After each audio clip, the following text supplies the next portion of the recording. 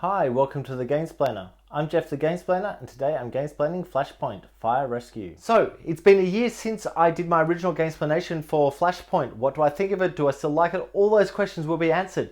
First up, I have played this game once since I did the original review.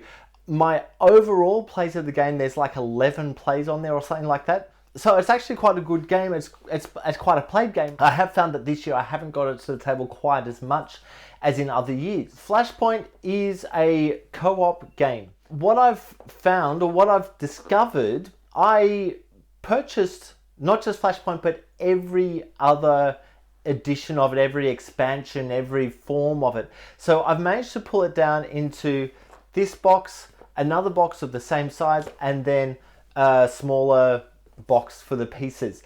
And it only just fits into those three boxes to have all of the stuff. Flashpoint is actually one of the games that I avoided getting for the longest time until that Kickstarter came out. I am of the mindset, I guess, or something internal, I might get a base game of a game, for example, Ticket to Ride. But it will be very rare for me to then get the expansions of Ticket to Ride simply because there are so darn many of them. What ends up happening is my head goes, no, that's too much stuff. I can't get my head around it. Let's just deal with vanilla. Terraforming Mars, that's another prime example of it. I got the base game, I got the first expansion, but then they just kept coming. I was like, no, I think I'm done. I'll just sit back on that. I don't need all the expansion material on this game. Flashpoint, I purchased all the material at the same time. I think that might be the key to it. If you're trying to sell stuff to me or sell a lot of stuff to me, is just package it so I only have to do one purchase. Then I don't have to think about getting my head around stuff.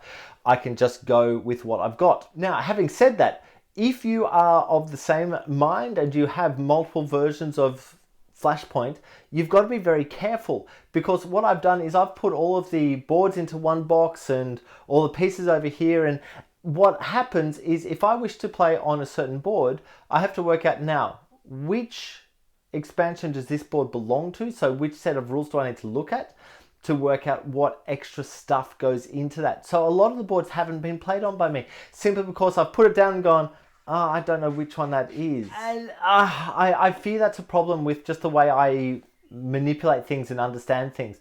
Finding my way through all of the stuff is pretty taxing and pretty tiring. So I've tended to just fall back on, if I can work out exactly where it's from, I'll play it. So there's a 2 or 3 story version where you've got different boards and you go up or down some stairs. I've played that one. The base game, definitely played that. And there's a few others, but as a general rule, I'm just falling back into those same boards. Because I don't really need the other boards. I have the other boards. I could play them if I wish, but you know what? The game's working fine as it is. I don't need to necessarily play them all the time. I find that playing it as a 2-player experience, which is majority of my gaming, is a lot easier than playing it as a larger experience. Simply because you take a move, then something bad happens to the board.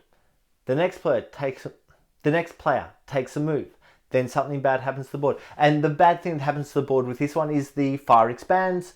You're rolling the dice to see if fire turns up or smoke turns up in a spot.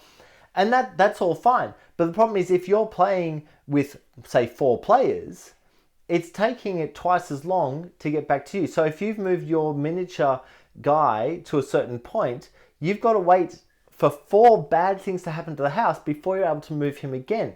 Find that with 2 players, I'll do something bad happens. Other player does something bad happens. I get to go again and I can put the fire out a lot quicker than if everyone's kind of moving in their own speed or if you've got more players.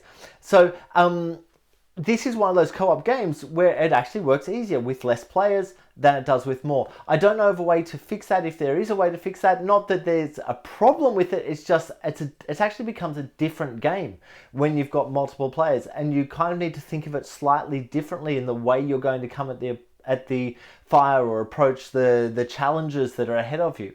I think that Flashpoint is still a worthwhile game.